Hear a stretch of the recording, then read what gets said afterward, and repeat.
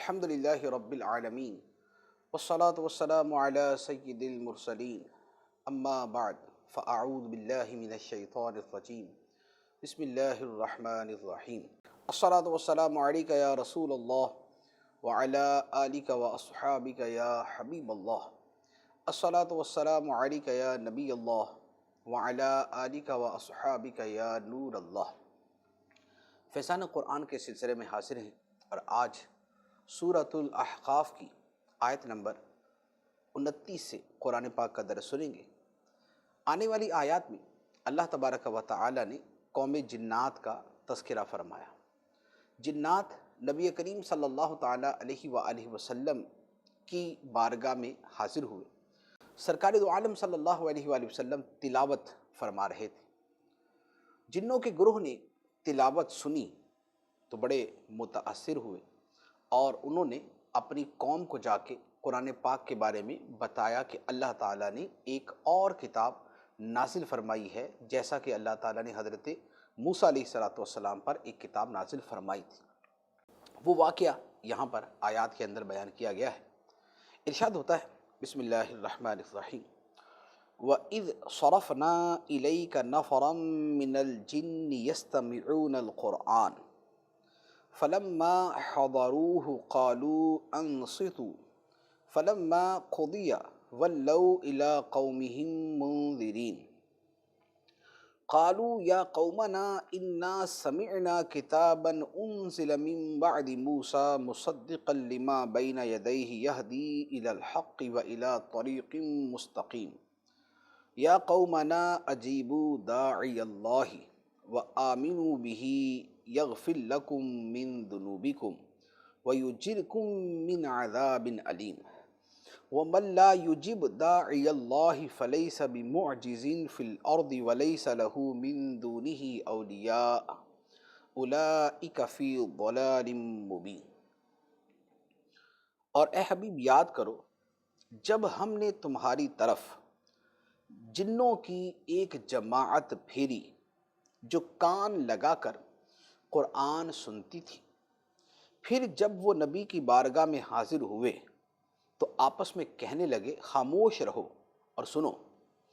پھر جب تلاوت ختم ہو گئی تو وہ اپنی قوم کی طرف ڈراتے ہوئے پلٹ گئے، کہنے لگے اے ہماری قوم، ہم نے ایک کتاب سنی ہے جو موسیٰ کے بعد نازل کی گئی ہے، وہ پہلی کتابوں کی تصدیق فرماتی، حق اور سیدھے راستے کی طرف رہنمائی کرتی ہے۔ اے ہماری قوم، اللہ کے منادی کی بات مانو اور اس پر ایمان لاؤ، اللہ تمہارے گناہوں میں سے بخش دے گا اور تمہیں دردناک عذاب سے بچا لے گا، اور جو اللہ کے بلانے والے کی بات نہ مانے تو وہ زمین میں قابو سے نکل کر جانے والا نہیں ہے اور اللہ کے سامنے اس کا کوئی مددگار نہیں ہے۔ ایسے لوگ کھلی گمراہی میں ہیں۔ یہ متعدد آیات ہیں جن میں اللہ تعالیٰ نے جنات کا یہ واقعہ بیان فرمایا۔ اس آیت مبارکہ پر بڑا تفصیلی کلام ہو سکتا ہے، لیکن میں اس کے چند جملوں کے اوپر اختصار کے ساتھ ہی عرض کروں گا۔ سب سے پہلی بات تو یہ ہے کہ اس آیت مبارکہ سے یہ ثابت ہوا کہ جنات ایک باقاعدہ مخلوق ہے، ان کا وجود ہے، حقیقتاً وہ موجود ہیں اور قرآن پاک ان کے وجود کی تصدیق کرتا ہے۔ لہٰذا یہ ماننا ضروری ہے کہ جنات بھی ایک مخلوق ہیں اور موجود ہیں، اور یہ انسانوں سے جدا گانا ایک مخلوق ہے۔ جنات انسانوں سے جدا گانا ایک مخلوق ہے۔ جو شخص جنات کا انکار کرے کہ جنات نامی کوئی مخلوق ہے ہی نہیں اور یہ محض خیال آرائیاں ہیں اور یہ محض توہمات ہیں، ایسا بندہ مسلمان نہیں ہے۔ یہ بڑے ہی وہ توجہ کے ساتھ سن کر اپنے ذہنوں میں بٹھا لے کہ آج کل کچھ پڑھے لکھے کہلانے والے اور مفت میں سائنس کے ٹھیکیدار جنات کے وجود کا انکار کرتے ہیں، اور بعض مسلمان کہلانے والے بھی ان کے پیچھے پیچھے بولتے جی ہم تو جنات کو نہیں مانتے، we don't believe in them, ہم تو ان پر یقین نہیں کرتے۔ تو یہ جو جنات کے وجود کا انکار کرنے والے ہیں، وہ صرف جنات کے وجود کا انکار نہیں کر رہے، وہ قرآن کا انکار کر رہے ہیں، کیونکہ قرآن کے اندر اللہ تعالیٰ نے ایک مرتبہ نہیں 30 مرتبہ سے بھی زیادہ جنات کا تذکرہ فرمایا ہے، اور لفظ جن باقاعدہ ان کے لیے بیان فرمایا، اور انسانوں سے ہٹ کر انہیں مخلوق قرار دیا، یا معشر الجن والانس، انسان جدا اور جنات جدا۔ لہذا دنیاوی تعلیم کی وجہ سے، سائنس کی تعلیم کی وجہ سے، اور محض اس طرح کے لوگوں کی بے دین اور لا دین اور ملحدوں کے پیچھے لگ کر جنات کے وجود کا انکار کرنا دائرہ اسلام سے باہر نکلنا ہے۔ تو یہ بڑا اہم مسئلہ ہے، اس کو ذہن نشین رکھنا چاہیے۔ دوسری بات کہ یہاں پر جنات کے ایک نفر کا تذکرہ ہے۔ نفر کہتے ہیں 3 سے لے کر 10 تک کی گنتی پر مشتمل افراد کو۔ تو یہ جنات کتنے تھے؟ بعض علماء نے فرمایا 7 تھے، بعض نے فرمایا کہ 9 تھے۔ ان کا تعلق کس علاقے کے ساتھ تھا، علماء کرام نے اس پر بھی کلام فرمایا، لیکن خلاصہ کلام یہ ہے کہ یہ جنات نبی پاک علیہ الصلاۃ والسلام ایک مرتبہ ایک جگہ تلاوت فرما رہے تھے، اور یہ جنات کا گروہ وہاں سے گزرا۔ انہوں نے جب سنا کہ ایک بڑی خوبصورت آواز ہے اور بڑا خوبصورت کلام ہے، کیونکہ جنات جو ہے وہ اس عرب اس خطے کے تھے، تو ان کی زبان بھی عربی تھی، تو عربی جو نارمل عربی ہے وہ تو سمجھتے تھے، لیکن قرآن کی عربی جو ساری عربی سے ایک منفرد، ایک یگانہ، ایک بے مثل اور بے مثال قسم کی عربی تھی، جب انہوں نے یہ سنی تو فوراً سمجھ گئے کہ یہ جو کلام ہے یہ بشر کا کلام نہیں ہے، یہ خدا کا کلام ہے، اور یہ بھی اللہ تعالیٰ نے نازل فرمایا ہے، جیسا کہ اس سے پہلے اللہ تعالیٰ نے حضرت موسیٰ علیہ السلام پر اپنا کلام نازل فرمایا تھا۔ اب یہاں پر جب وہ جنات نبی پاک علیہ السلام کے پاس حاضر ہوئے تو انہوں نے آپس میں کہا انصتو، خاموش ہو کے سنو۔ تو یہ قرآن پاک سننے کے آداب میں سے ہے کہ خاموشی کے ساتھ قرآن پاک کی تلاوت کو سنا جائے۔ پھر جب تلاوت ختم ہو گئی اور نبی پاک علیہ السلام کی دعوت انہیں نصیب ہوئی، یہ مسلمان ہوئے، تو یہ اپنی قوم کی طرف پھر مبلغ بن کر پلٹے، منذرین، ڈراتے ہوئے، انہیں بھی اللہ تعالیٰ کے عذاب سے ڈراتے ہوئے اپنی قوم کی طرف واپس پلٹے۔ اب جب اپنی قوم میں گئے تو ان مبلغ جنوں نے جا کر کیا کہا؟ کہنے لگے اے ہماری قوم، ہم نے ایک کتاب سنی ہے، ایک کتاب سنی ہے جو کتاب موسیٰ علیہ السلام کے بعد نازل کی گئی ہے، اور اپنے سے پہلی کتابوں کی وہ تصدیق کرنے والی ہے، حق کی طرف رہنمائی کرتی ہے اور صراط مستقیم کی طرف لے کے جاتی ہے۔ یہ کتاب کون سی ہے؟ قرآن۔ حق کی طرف رہنمائی کرنے والا، صراط مستقیم کی طرف لے جانے والا یہ قرآن ہے۔ یہاں پر جنات نے یہ تو کہا کہ موسیٰ علیہ السلام کے بعد یہ کتاب نازل ہوئی ہے، حالانکہ موسیٰ علیہ السلام کے بعد تو انجیل بھی نازل ہوئی تھی حضرت عیسیٰ علیہ السلام پر، تو انجیل کا تذکرہ نہیں کیا، موسیٰ علیہ السلام کا تذکرہ کیا کہ ان کے بعد یہ کتاب نازل ہوئی۔ تو اس پر علماء کرام نے یہ سوال قائم کیا کہ حضرت عیسیٰ علیہ السلام کا تذکرہ کیوں نہیں کیا گیا، کہ ایک کتاب اتری ہے جو حضرت عیسیٰ علیہ السلام کے بعد نازل کی گئی، نہیں کہا کہ موسیٰ علیہ السلام کے بعد نازل کی۔ تو اس کے علماء نے متعدد جواب دیے، اور ایک بڑا جو ہے وہ ذہنوں کو اپیل کرنے والا جواب یہ ہے کہ یہ جو جنات تھے یہ خود حضرت موسیٰ علیہ السلام کے ماننے والے تھے، تو چونکہ یہ حضرت موسیٰ علیہ السلام کے ماننے والے تھے تو یہ انہی کی کتاب کے معتقد تھے، اسی کے اوپر چلنے والے تھے، لہذا اب جو نئی کتاب کا تذکرہ کیا تو انہوں نے اپنی ہی سابقہ کتاب کا حوالہ دیا کہ اللہ تعالیٰ نے وہ کتاب نازل فرمائی ہے جو حضرت موسیٰ علیہ السلام کے بعد آئی ہے۔ تو اس میں انجیل کی نفی نہیں ہے، چونکہ حضرت موسیٰ علیہ السلام کے ماننے والے تھے، لہذا اسی اعتبار سے انہوں نے تورات شریف کا تذکرہ کر دیا، انجیل کا تذکرہ نہیں کیا۔ پھر اپنی قوم کو انہوں نے دعوت بھی دی، اجیبوا داعی اللہ، اللہ کے منادی کی بات مان لو۔ اللہ کا منادی کون ہے؟ نبی کریم صلی اللہ علیہ وآلہ وسلم، خدا کے منادی، خدا کی طرف بلانے والا۔ اور قرآن بھی اللہ تعالیٰ کا منادی، اللہ تعالیٰ کی طرف بلانے والا۔ تو اپنی قوم سے کہا کہ اللہ کے منادی کی بات مان لو اور اس پر ایمان لے آؤ۔ ایمان لے آؤ گے تو یغفر لکم من ذنوبکم، تمہارے گناہوں میں سے کچھ گناہ اللہ تعالیٰ معاف فرما دے گا۔ اب اس پر سوال یہ ہے کہ من ذنوبکم فرمایا کہ کچھ گناہ معاف فرمائے گا، تو کیا اسلام قبول کرنے سے سارے گناہ معاف نہیں ہو جاتے؟ اس کا جواب یہ ہے کہ وہ گناہ جن کا تعلق اللہ کے حقوق کے ساتھ ہے، نماز ہے اور دیگر حقوق اللہ کے معاملات ہیں، تو یہ گناہ تو اسلام قبول کرتے ہی معاف ہو جاتے ہیں۔ لیکن جو حقوق العباد ہیں، کسی کا پیسہ دبا لیا تھا، کسی کا پیسہ کھا لیا تھا، کسی پر ظلم کیا تھا، تو یہاں پر اس حقوق العباد کی جو غلطی ہے اس کی تلافی کرنا ضروری ہوتا ہے۔ تو یہ اسی اعتبار سے فرمایا کہ اللہ تعالیٰ تمہارے کچھ گناہ معاف فرما دے گا جن کا تعلق حقوق اللہ کے ساتھ ہے۔ جو بندوں کے حقوق ہیں، مخلوق کے حقوق ہیں، اس کی تلافی کرنی پڑتی ہے۔ اور تم ایمان لاؤ تو اللہ تعالیٰ تمہیں دردناک عذاب سے نجات دے گا۔ اور ساتھ ہی بتا دیا کہ جو خدا کے منادی کی بات نہیں مانے گا تو وہ کوئی زمین سے بھاگ کے جا نہیں سکتا کہیں بھی، کہ نہ مانے اور پھر خدا کے قابو سے نکل جائے، ایسا ہو ہی نہیں سکتا۔ وہ کہیں بھاگ نہیں سکتا، وہ خدا کے قابو میں ہے۔ اور پھر جب خدا اس پہ قہر فرمائے گا تو اس کا کوئی مددگار نہیں ہوگا، کہ کافر کا کوئی مددگار نہیں۔ مسلمان کی شفاعت ہو سکتی ہے، جو قرآن میں حدیثوں میں جس کا بیان ہے، مسلمان گناہگار کی شفاعت ہوگی، لیکن جو کافر ہے اس کی کوئی سفارش نہیں، اس کا کوئی مددگار نہیں ہوگا۔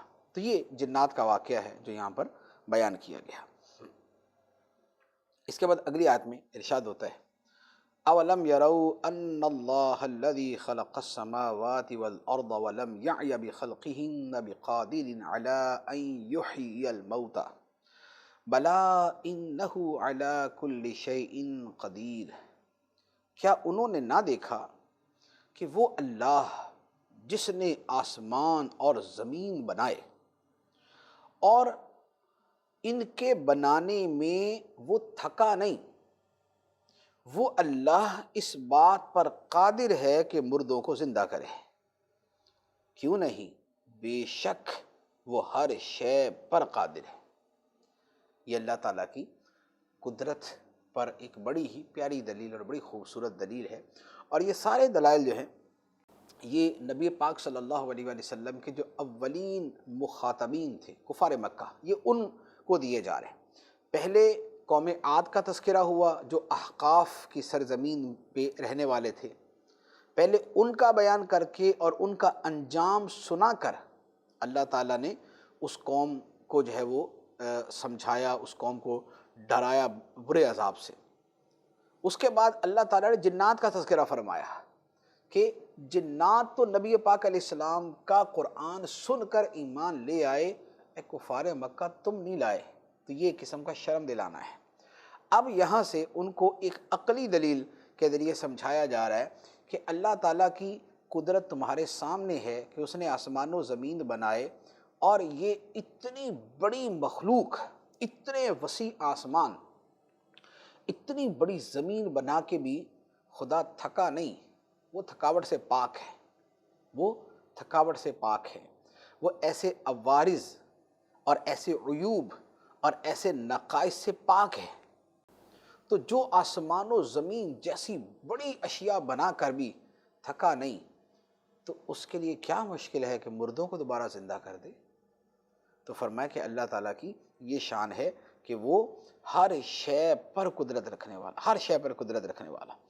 اب کفار کو عذاب آخرت سے ڈرایا جا رہا ہے، جہنم کے عذاب سے ڈرایا جا رہا ہے کہ اللہ تعالیٰ کی طرف سے تمہیں تاریخی دلائل، آفاقی دلائل اور دوسری مخلوقوں کے ذریعے دلائل دے دیے گئے۔ اب اس کے باوجود بھی اگر نہیں مانو گے تو پھر قیامت کا انجام یاد کرو، پھر قیامت کا انجام یاد کر لو کہ وہ کیا ہوگا، جان لو کہ وہ کیا ہوگا۔ چنانچہ ارشاد ہوتا ہے وَيَوْمَ يُعْرَضُ الَّذِينَ كَفَرُوا عَلَى النَّارِ أَلَيْسَ هَذَا بِالْحَقِّ قَالُوا بَلَىٰ وَرَبِّنَا قال فذوقوا العذاب بما کنتم تکفرون، اور جس دن کافر آگ پر پیش کیے جائیں گے تو کہا جائے گا کیا یہ حق نہیں؟ وہ کفار کہیں گے کیوں نہیں، ہمارے رب کی قسم یہ حق ہے۔ اللہ فرمائے گا تو اپنے کفر کے بدلے عذاب چکھو۔ جب آگ پر کافروں کو پیش کیا جائے گا تو اس وقت کہا جائے گا کہ یہ حق نہیں، جو تمہیں کہا جاتا تھا کہ مرنے کے بعد اٹھائے جاؤ گے، خدا کی بارگاہ میں پیش ہوگے، جنت یا جہنم ٹھکانہ بنے گا، تو کیا یہ ساری باتیں حق نہیں تھی؟ تو کہیں گے اللہ کی قسم، ہمارے رب کی قسم، کیوں نہیں، یہ یقیناً حق ہے۔ تو پھر فرمایا جائے گا کہ جب یہ حق ہے تو یہ حق تو تمہیں دنیا میں بتا دیا گیا تھا کہ ایسا ہونا ہے، لیکن تم نہیں مانے، تو اب اپنے اس انکار اور اس سرکشی کا بدلہ یہاں پر عذاب کی صورت میں چکھو، بما کنتم تکفرون، بسبب اس کے کہ جو تم دنیا میں کفر کرتے تھے، انکار کرتے تھے۔ اب یہ کافروں کا تذکرہ۔ اب چونکہ یہاں پر چار باتیں ہوئی، قوم عاد کا تذکرہ کر کے کفار مکہ کو ڈرایا گیا لیکن ایک بڑی تعداد ایمان نہیں لائی، جنات کا تذکرہ کیا گیا اور ان کے ایمان لانے کا بیان ہوا لیکن قوم ایمان نہیں لائی، اس کے بعد اللہ تعالیٰ کی وسیع قدرت کا بیان ہوا لیکن وہ لوگ پھر نہ مانے، عذاب جہنم کا بیان بھی کیا جاتا تھا، لوگ نہیں مانتے تھے۔ تو نبی پاک صلی اللہ علیہ وآلہ وسلم کے لیے یہ بڑا ایک تکلیف دہ جو ہے وہ ایک صورت حال تھی کہ اتنا سمجھانے کے باوجود اور اتنے انداز میں سمجھانے کے باوجود قوم مان نہیں رہی، الٹا ستا رہی ہے، جیسے کفار مکہ ستاتے تھے، راستے کے اندر کانٹے بچھا دیے، بدن اطہر کے اوپر گندگی ڈال دی اور آوازیں کسنا اور برا بلا کہنا اور بائیکاٹ کر دینا، نہ جانے کتنے کتنے انداز کے اندر انہوں نے ستایا۔ تو اب یہ وہ جو ماحول ہے تکلیفوں کا، آزمائشوں کا، یہ ایسا ہے کہ جس پہ اللہ تبارک و تعالی نبی کریم صلی اللہ تعالیٰ علیہ وآلہ وسلم کو بار بار صبر کا فرماتا ہے، برداشت کا فرماتا ہے۔ چنانچہ اب اگلی آیتوں کے اندر، اگلی آیت میں اس کا بیان ہوتا ہے، ارشاد ہوتا ہے فاصبر کما صبر اولو العزم من الرسل ولا تستعجل لهم كأنهم يوم يرون ما يوعدون لم يلبثوا إلا ساعة من نهار بلاغ فهل يهلك إلا القوم الفاسقون۔ تو اے حبیب تم صبر کرو جیسے ہمت والے رسولوں نے صبر کیا، اور ان کافروں کے لیے جلدی نہ کرو، جس دن وہ دیکھیں گے اسے جس کی وعید انہیں سنائی جاتی ہے تو سمجھیں گے گویا وہ دنیا میں دن کی صرف ایک گھڑی بر ٹھہرے تھے۔ یہ ایک تبلیغ ہے تو نافرمان لوگ ہی ہلاک کیے جاتے ہیں۔ یہاں پر بھی کئی باتیں ارشاد ہوئیں۔ پہلی بات تو فرمائی گئی کہ اے پیارے حبیب صلی اللہ علیہ وسلم آپ صبر کریں جیسے پہلے ہمت والے بلند حوصلہ اولو العزم رسولوں نے صبر کیا، جیسے پہلے رسولوں نے صبر کیا آپ بھی اسی طرح صبر کریں، اور آپ ان کے لیے عذاب جلدی نہ مانگے کہ اللہ میری قوم نہیں مانتی ان کو ہلاک کر دے، آپ ان کے لیے جلد عذاب نہ طلب فرمائیں۔ فرمایا کہ ان کا قیامت کے دن حال یہ ہوگا کہ جب یہ قیامت کا دن دیکھیں گے اور وہ ساری چیزیں سامنے آ جائیں گی جن کی دنیا کے اندر ان کو وعیدیں سنائی جاتی تھیں، تو وہ جو دنیا کی زندگی ہے وہ ایک گھڑی لگے گی، تھوڑا سا وقت ہے کہ بس وہ ختم اور اب ہمیشہ کی زندگی شروع۔ آخرت کے عذاب، تکالیف، مصائب، سختیاں، مشقتیں، دشواریاں دیکھ کر وہ جو دنیا کی زندگی بڑے مزے میں گزری، پیسہ کمایا، کھایا، اڑایا، موج مستی عیش سب کچھ کیا، وہ سب ایسا لگے گا کہ جیسے ایک دن کا ایک چھوٹا سا حصہ تھا، ایک گھڑی تھی گزر گئی، ختم ہو گئی، اور اب ہمیشہ کی زندگی ہے اور اب ہمیشہ کا عذاب ہے۔ آخرت کو دیکھ کر ان کو دنیا کی زندگی ایسے لگے گی۔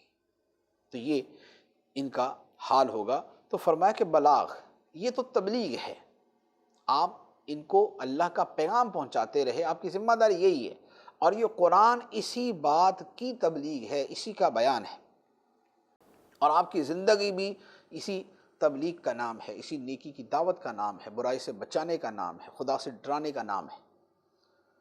اور اس کے باوجود جو لوگ نہیں مانتے تو فرمایا کہ پھر جو نافرمان لوگ ہیں وہی ہلاک کیے جاتے ہیں۔ اب یہاں پر آیت مبارکہ کے شروع میں فرمایا کہ فَاصْبِرْ كَمَا صَبَرَ أُولُو الْعَزْمِ مِنَ الرُّسُلِ، اے حبیب آپ صبر کیجئے جیسے صبر کیا اولو العزم رسولوں نے۔ یہ ایک خاص اصطلاح ہے، اولو العزم رسول، یہ ایک اصطلاح ہے اللہ تعالیٰ کے سارے نبیوں کے بارے میں، جن کی تعداد اللہ تعالیٰ بہتر جانتا ہے، 1,24,000 ہے یا اس سے زیادہ ہے یا اس سے کم، جتنی ہے ہمارا اس پر ایمان۔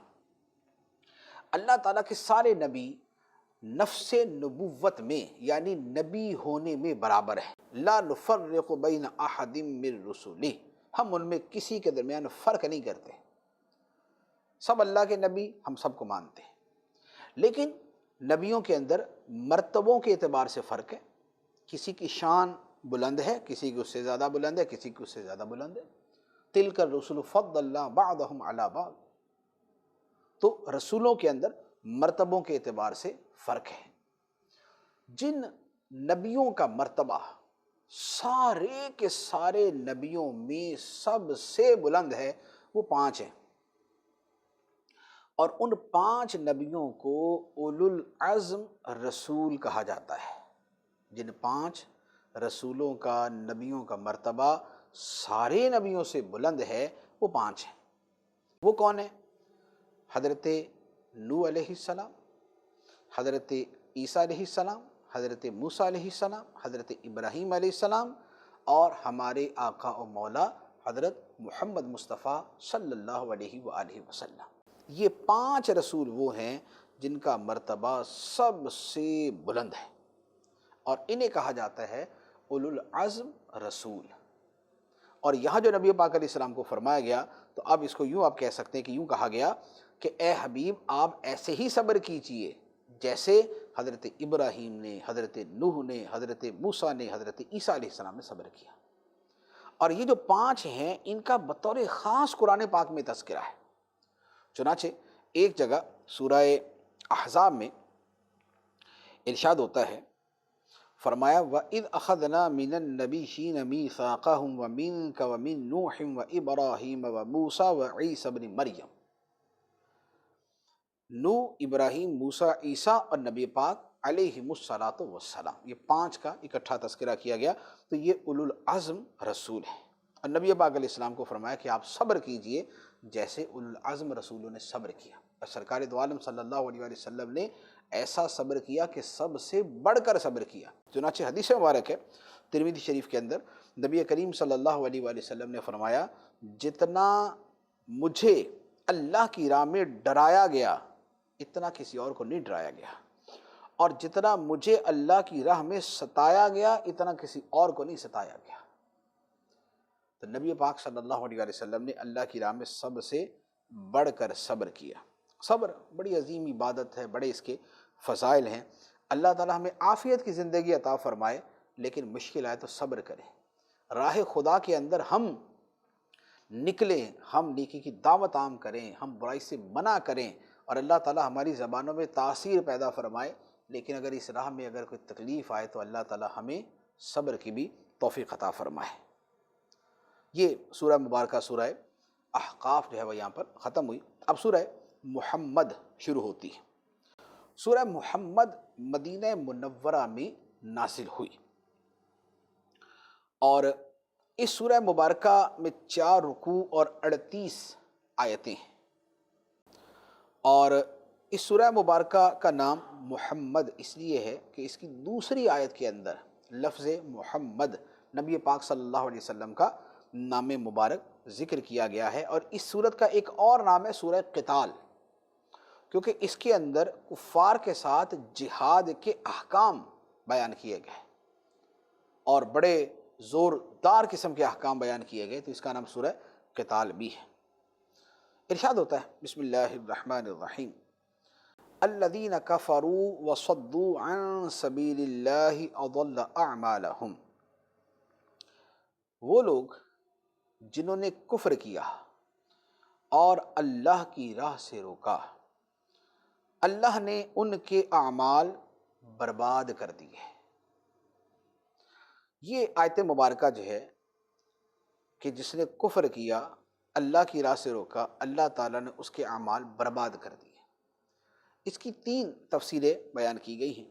ایک تفسیر تو یہ ہے کہ یہ آیت مبارکہ اہل کتاب کے بارے میں نازل ہوئی۔ مدینہ منورہ کے اندر یہودی بھی تھے، عیسائی بھی تھے، اور ان میں بھی ایک تعداد تھی کہ جو نہ خود نبی پاک علیہ السلام پر ایمان لائے اور نہ یہ دوسروں کو ایمان لانے دیتے تھے، منع کرتے تھے۔ تو اللہ تعالیٰ نے ان کے حوالے سے بیان فرمایا کہ جنہوں نے نبی پاک علیہ السلام کو ماننے سے انکار کیا اور دوسرے لوگوں کو ایمان لانے سے روکا، ان کے اللہ تعالیٰ نے اعمال برباد کر دیے۔ وہ جو ان کا اپنے نبیوں پر، جو پہلے نبیوں پر ایمان تھا، اللہ تعالیٰ نے وہ بھی برباد کر دیا کہ اگر نبی پاک علیہ السلام کو نہیں مانیں گے تو پہلا ایمان بھی گیا، اس کا بھی فائدہ نہیں ہوگا، وہ بھی ان کا برباد ہو گیا۔ ایک تو معنی یہ۔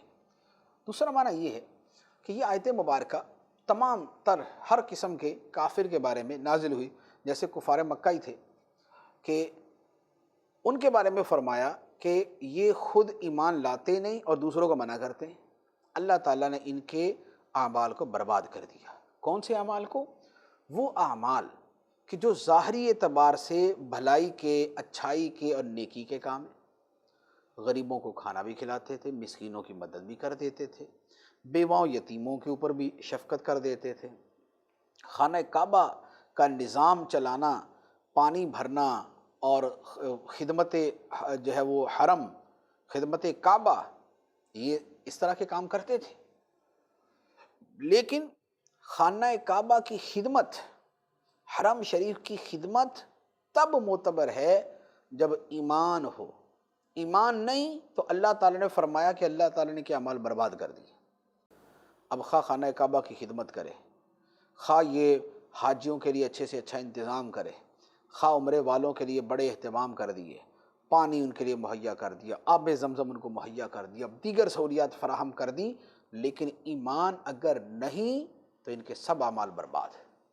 تو کفار مکہ کا یہی تھا کہ بڑا فخر کرتے تھے، ہم تو خدمت حرم کرتے ہیں، ہم تو خدمت کعبہ کرتے ہیں، ہم تو حاجیوں کی میزبانی کرتے ہیں، مہمان نوازی کرتے ہیں۔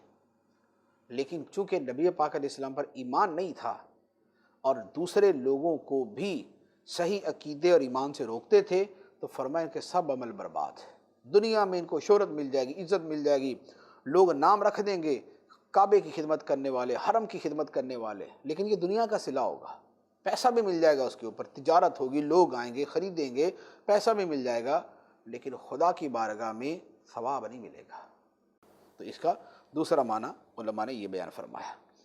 تیسرا معنی یہ بیان کیا گیا کہ جو لوگ کافر ہیں اور دوسرے لوگوں کو ایمان لانے سے منع کرتے ہیں، اللہ تعالیٰ ان کے اعمال برباد، اللہ تعالیٰ نے ان کے اعمال برباد کر دیے۔ کون سے اعمال؟ وہ اعمال جو نبی کریم علیہ السلام کے خلاف، اسلام کے خلاف سازشوں کی صورت میں کیے، مکر و فریب، سازشیں، نبی پاک علیہ السلام کو شہید کرنے کے منصوبے، جو کچھ انہوں نے کیا اللہ تعالیٰ نے سب ملیا میٹ کر دیا۔ مدینے پہ حملہ کیا، بدر کے میدان میں مسلمانوں کو ختم کر دیں گے، نیست و نابود کر دیں گے، اللہ تعالیٰ نے سب اعمال اکارت کر دیے، سب منصوبے برباد کر دیے ان کے، یہ اپنے منصوبے میں کامیاب نہیں ہو سکے۔ تیسری تفسیر اس آیت مبارکہ کی یہ کی گئی۔ تو کفر جو ہے یہ ایسا برا عمل ہے کہ اس کے ہوتے ہوئے کوئی نیکی قبول نہیں ہوتی، بلکہ کوئی بندہ مسلمان ہو اور بڑے نیک کام کرے، نمازیں پڑھے، روزے رکھے، زکوٰۃ دے، حج کرے، لوگوں کی خدمت، خلق خدا پہ شفقت، غریبوں کے لیے ویلفیئر بنا دی، لاکھوں لوگوں کو جناب لنگر کھلایا، بڑا کچھ کیا۔ اگر دین اسلام کا انکار کرے گا یا دین کی جو بنیادی ضروری چیزیں ہیں ان میں سے کس کا انکار کر کے مرتد ہو جائے گا تو سارے عمل برباد، سارا کھلانا پلانا اور مدد کرنا اور بڑا کچھ کرنا سب برباد ہو جائے گا۔ ایمان کے ساتھ ہی ثواب ہے، ورنہ اللہ تعالیٰ دنیا میں صلہ دے دیتا ہے، آخرت کا صلہ نہیں ملتا۔ اور یہ قرآن پاک میں بڑا واضح طور پہ بیان کیا ہے، جیسے ابھی جو آیت پڑھی ہے اس میں تو فرمایا کہ جو کفر کرے، راہ خدا سے روکے، اس کے عمل برباد، مرتد ہو جائے، مسلمان تھا پھر ضروریات دین میں سے کسی کا انکار کر دیا تو اللہ تعالیٰ اس کے بارے میں فرماتا ہے وَمَن يَرْتَدِدْ مِنْكُمْ عَنْ دِينِهِ فَيَمُتْ وَهُوَ كَافِرٌ فَأُولَٰئِكَ حَبِطَتْ أَعْمَالُهُمْ فِي الدُّنْيَا وَالْآخِرَةِ وَأُولَٰئِكَ أَصْحَابُ النَّارِ هُمْ فِيهَا خَالِدُونَ۔ فرمایا تم میں جو کوئی اپنے دین سے مرتد ہو جائے پھر کافر ہی مر جائے تو ان لوگوں کے تمام اعمال دنیا و آخرت میں برباد ہو گئے اور وہ دوزخ والے ہیں اور وہ اس میں ہمیشہ رہیں گے۔ یہ ہے کفر کا انجام۔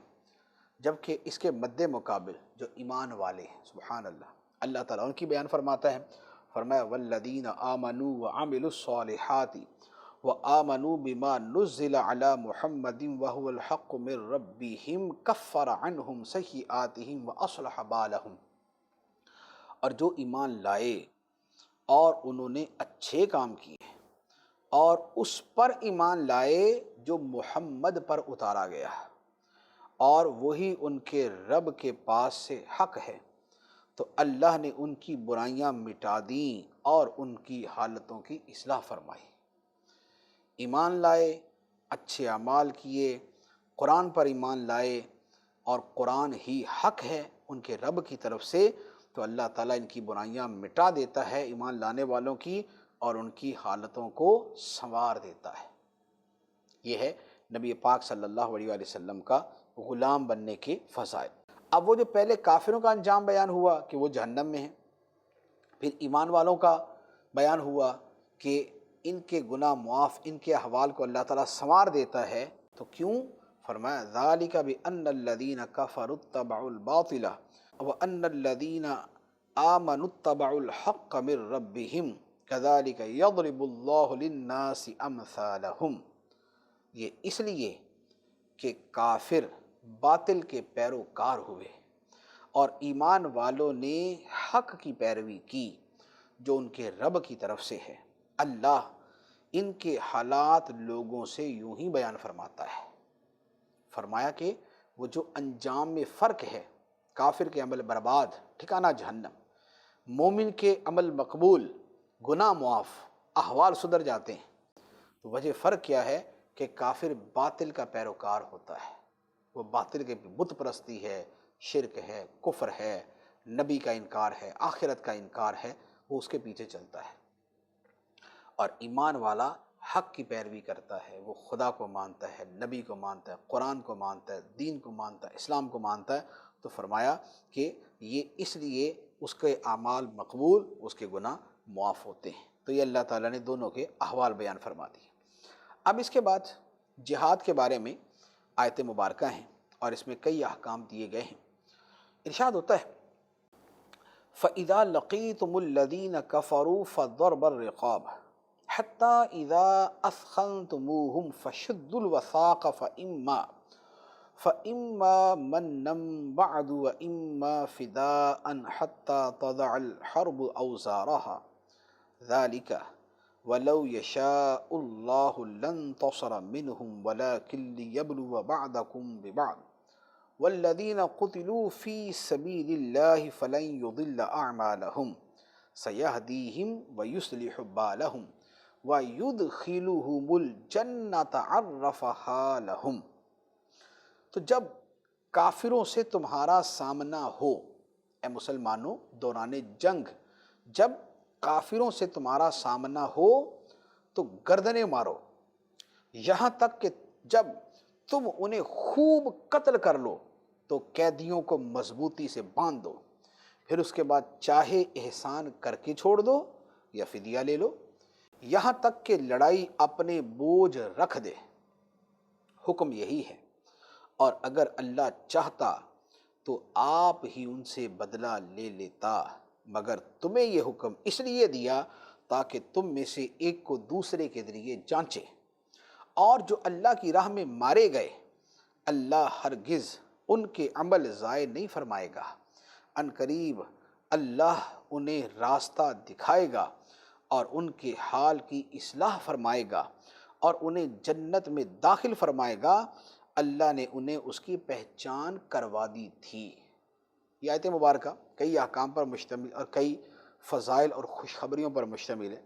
سب سے پہلی بات تو یہ بیان کی کہ اے مسلمانوں، جب میدان جنگ میں کافروں سے آمنا سامنا ہو، کفار بھی تم سے جنگ کرنے کے لیے نکلے ہوئے ہیں اور وہ تمہاری جان کے در پہ ہیں، تمہیں مارنا چاہتے ہیں، تمہیں ختم کرنا چاہتے ہیں، مٹانا چاہتے ہیں، تو پھر تم سستی نہ دکھانا، پھر تم ان کی گردنیں اڑانا۔ تو یہ جو آیت مبارکہ ہے یہ حالت جہاد کی ہے، جب دونوں فوجیں آمنے سامنے ہو۔ یہ نہیں ہے کہ دنیا میں کہیں بھی کافر نظر آئے تو گردن اڑا دو، جیسے ساری دنیا کے جاہل کافروں نے مل جل کے اسلام کو بدنام کرنے کے لیے مطلب یہ بیان کیا ہوا ہے کہ جناب قرآن تو حکم دیتا ہے کہ جہاں کافر نظر آئے گردن اڑا دو، اور مسلمان تب تک بندہ ہوتا ہی نہیں ہے جب تک 3-4 گردنیں اڑا دے۔ یہ عجیب جہالت ہے کہ پتہ نہیں کہاں سے یہ کانسیپٹ لے لیا۔ حالت جنگ کے اندر اور کیا کہا جائے گا کہ جو دشمن سامنے ہو تو اپنی گردن آگے کر دینا، اور کیا کہا جائے گا؟ تو یہ تو نہیں ہوگا کہ دشمنوں سے جنگ ہو رہی ہو تو تم نے نہیں کچھ بھی کرنا، تم نے گولی نہیں چلانی، تم نے تلوار نہیں اٹھانی، خود مر جانا ہے۔ تو ایسا تو نہیں ہوتا۔ حالت جنگ کے اندر اپنی فوج سے یہ کہا جاتا ہے کہ اب جو ہے وہ اب وقت آیا ہے بہادری دکھانے کا، اب وقت آیا ہے جنگ لڑانے کا، اب وقت آیا ہے سامنے والے کی گردن اڑانے کا۔ تو یہ اس سیاق و سباق کے اندر فرمایا گیا کہ جب کافروں سے تمہارا میدان جنگ میں آمنا سامنا ہو تو پھر ایک ہی کام ہے، گردنیں اڑا دو ان کی۔ تو یہ اس اعتبار سے بیان کیا گیا۔ جنگ کے اندر گردنیں بھی اڑائی جاتی اور قید اور دیگر احکام بھی ہیں، لیکن ایک چیز جو ہے وہ جو ہمت دلانے والی، جوش دلانے والی ہے، اس کے اعتبار سے اس کا بیان فرمایا۔ پھر فرمایا کہ جب تم ان کا خوب خون بہا دو، خوب خون ریزی کر لو، تو اب ان کے قیدیوں کو باندھ لو، اور باندھنے کے بعد جب قید ہو گئے، دشمن کے قیدی قید ہو گئے، اب تمہاری مرضی ہے، جو حاکم ہے اس کی مرضی ہوگی، چاہے تو ان کو ان پر احسان کرتے ہوئے بغیر فدیہ لیے چھوڑ دے، اور چاہے تو فدیہ لے کر چھوڑ دے۔ پھر اس کی مزید فقہی تفصیل ہے، لیکن چونکہ ہم اس فقہی تفصیل کی طرف نہیں جا رہے، جو آیت کے ظاہری اعتبار سے جو احکام سیدھے سامنے ہیں ان کے اعتبار سے کلام ہے۔ پھر احسان کرنے کا مطلب ان کو چھوڑ دینا ہی نہیں ہے، اس کا مطلب جو ہے وہ اس کے مطلب کے اندر اور بہت ساری صورتیں داخل ہیں۔ تو فرمایا کہ یہ سب کرو حتیٰ کہ جنگ اپنے بوجھ رکھ دے۔ مقصد یہ کہ سامنے والے کی جنگی قوت جو ہے وہ ختم ہو جائے۔ اگر اس سے پہلے تم نے جنگ روکی تو وہ دوبارہ حملہ کرے گا، اور دنیا میں ہوتا ہی یہ ہے کہ کسی ملک کسی فوج کے خلاف آپ لڑائی کریں گے، اگر تو اس کی فوجی طاقت کو فنا کر دیں گے تو دوبارہ وہ آپ کے خلاف کھڑا نہیں ہوگا، لیکن اگر آپ نے اس کو چھوڑ دیا تو دوبارہ آپ کے خلاف۔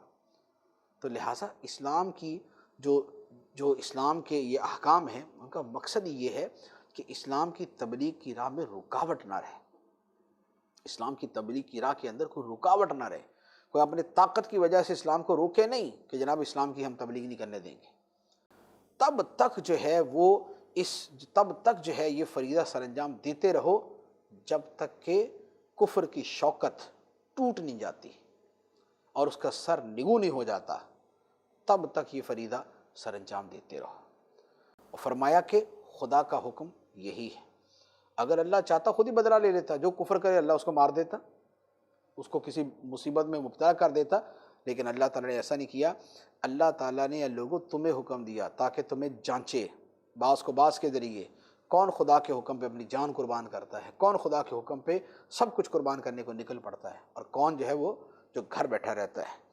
تو فرمایا کہ جو راہ خدا میں مارے جائیں گے اللہ تعالیٰ ان کے اعمال کو برباد نہیں فرمائے گا۔ اس کی یہ جو راہ خدا میں شہید ہونے والے ہیں ان کے فضائل، اور پھر جو اگلی آیت ہے جو اس کا مفہوم ہے، یہ انشاءاللہ اگلے سلسلے میں بیان کریں گے۔ اللہ تبارک و تعالی ہمیں قرآن سمجھنے اور اس کے احکام پر عمل کرنے کی توفیق عطا فرمائے، آمین بجاہ النبی الامین صلی اللہ علیہ وسلم۔